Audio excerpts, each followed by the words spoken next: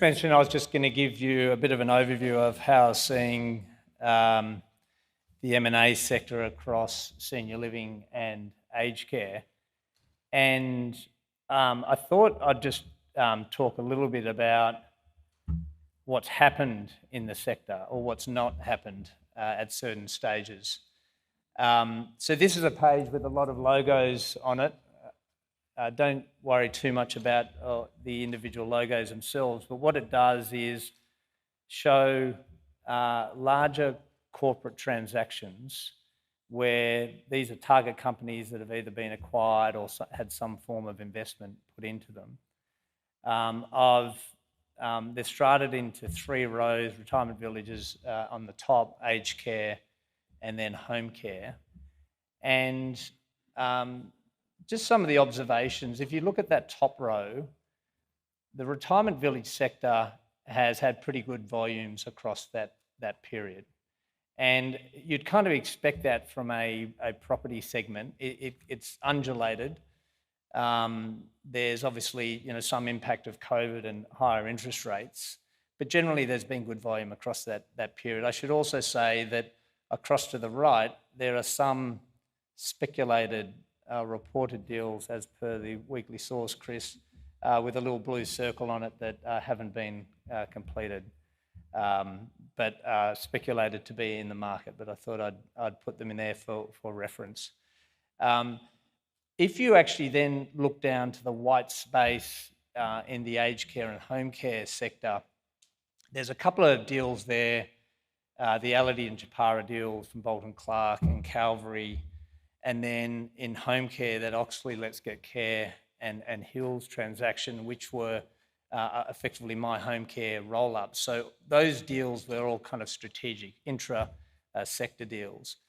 But by and large, during that period, there was very little transaction flow at all. And if you think about what happened in terms of funding cuts, Royal Commission, COVID, a very significant labour crisis across both those sectors, and then quite importantly, uncertainty around reform, basically kept most buyers at bay. And then what you saw as those events have been left behind and reform outcomes were more clearly known and funding improved and occupancy improved, suddenly you had a very strong volume of deals in both sectors. And so you can see just in the last 2 years and even continuing on into early parts of this year, there's been very strong transaction flow, which has been great. It's been great from an M&A advisor perspective, but it's also great to show that there's a lot of interest in the sector because many of these deals have come from external parties.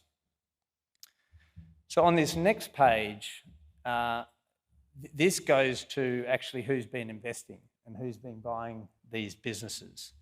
And so again, I've laid them out into 3 rows: retirement village, aged care and home care.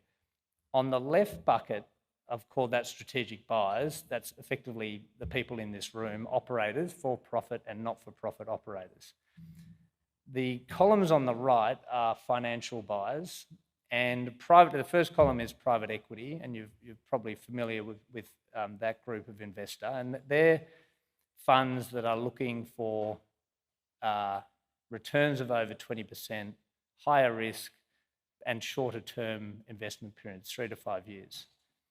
The next 2 columns are a very important group of investors that I've called long-term capital, and that's property and infrastructure funds, pension and sovereign funds, and they are lower risk investors.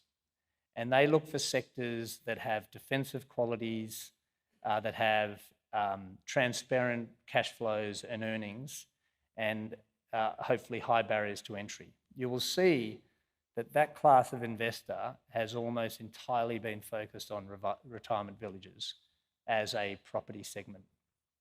However, we are seeing over the last 6 months that class of investor, long-term capital investor, is showing strong interest in aged care.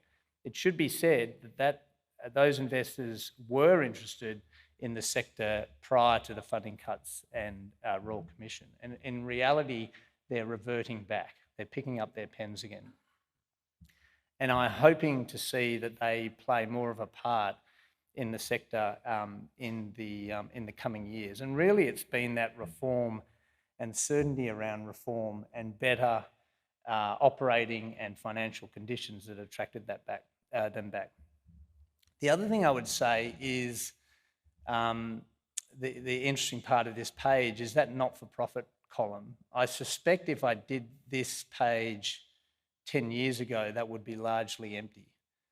And so it's been very pleasing to see the level of activity in terms of acquisition activity coming from that class.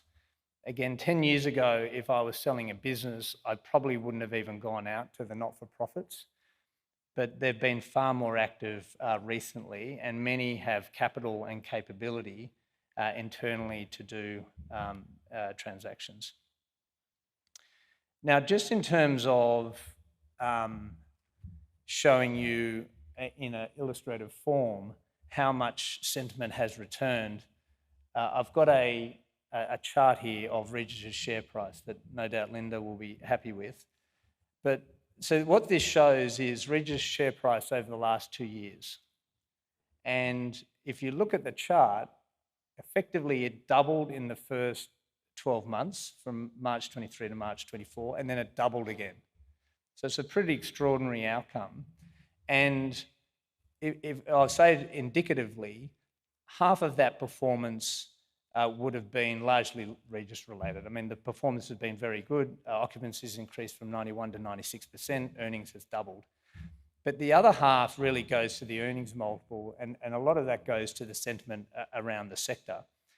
And if you look at the left-hand side of that chart, and this was, by the way, around the time Bain Capital was looking at buying Estia, pretty much everything in the sector was unknown. And so labour rates, including agency costs, minimum care minutes, the impact of IHACPA and how that was going to work, what the budget was going to do in May, and what was going to happen to RADs in the upcoming task force review. And over time, over 2 years, all of those things largely got addressed through various budgets, the introduction of minimum care minutes, the internal workings and outcomes of IHACPA. And then on the right-hand side, as I said, most of those things were ticked off. Now, it's not necessarily that all those things were ticked off in a highly positive way, but the transparency around those things became a lot more certain, which give investors comfort that they can invest in the sector without a great amount of risk. We talked about, there was a comment about liquidity, the introduction of new liquidity standards. That is the sort of thing that investors get concerned about in terms of changing landscape. But broadly, the sector has largely been de-risked over that period. Now, the next 2 pages, I'm just going to give you my version of what we talk to those long-term capital providers about in terms of the demand-supply equation. Now, you've had this probably 3 or 4 different ways today. The way that we describe it is on the left, you've got the growth in the over 80 and 85-year-old population. So what you can see is that goes from about 5-6% up to 7%. On the right-hand side in the columns, we show the build rate. So these are the net new beds contributed to the sector through development. The white bars are the historical levels. They peaked at about 6,000 or 7,000 and are down to about 1,000, which is about 0.5% of the number of beds outstanding. The blue line is what is implied by those growth rates on the left. And so even if you build out 5,000, 7,500 beds a year, you're nowhere near that blue line. Building out 10,000 beds a year, that would be 100 facilities of 100 beds every year. So the prospect of that happening, I would say, in the next 3 or 4 years is almost zero. But even if you did do that, you'd be still below that blue line. And where that gets you to in terms of occupancy, we flow that through. So we've used Stuart Brown as a proxy for current occupancy of about 94%. and then we flow that surplus of demand over supply through occupancy at both that 5,000 bed build rate and the 7,500 bed build rate. And what you see is you get full occupancy in about 2 or 3 years. So when we show that chart to these long-term capital providers, pension funds and sovereign funds, they kind of pause. And what that does is allow them to take occupancy as an issue off the table, which historically 5 or 10 years it always was. It was one of the first things that we talked about. Now, this is a theoretical kind of calculation. It could be 2 years, 3 years to full occupancy. It could be 4 or 5. But as Ian said before, the gross magnitude of the numbers are undeniable, and I think that's the point. So in terms of the outlook, look, the RV space, there's 3 of the largest 4 operators under process at the moment. There hasn't been a huge amount of consolidation in that space. In fact, it's more been strategic positioning or repositioning of portfolios. I suspect that will continue. It will depend, obviously, on the outcomes of those 3 processes. And I think also, as Chris has talked about today, RV operators need to figure out what they're going to do with their home care strategy and whether they use third party, do it themselves, or possibly buy in that capability. In aged care, I can only see consolidation continuing at pace. There's a bit of a balance at the moment between development and acquisition. I think people generally see development costs and timeframes are so onerous that they're actually seeing acquisitions as easier. That may change, but certainly I think consolidation is going to continue at a rapid pace, and hopefully that long-term capital group of investors come to play in this sector, which I think would be a great thing, a great outcome for the sector. And in terms of home care, I think similar thematics. There is a lot of consolidation at the moment. There is still some regulatory uncertainty that people question, certainly outside investors question in terms of the unification of CHSP and HCP, and also where the price caps get set on the service list. But generally, I think consolidation is going to continue at a rapid pace in that sector. And then also just question in thinking about the changes in the senior living landscape, how many of these operators will actually buy in technology or software that they deem to be a crucial part of their business instead of accessing it from third parties. The last comment I would make is just given the amount of activity in the sector now, which I expect to continue, I think there's a reasonable chance that a lot of people, maybe the majority of the people in this room, will be involved in some form of M&A transaction over the next 2 or 3 years, just given that all 3 sectors are under a huge amount of activity at the moment after, quite frankly, a long period of very low levels of activity. Thank you.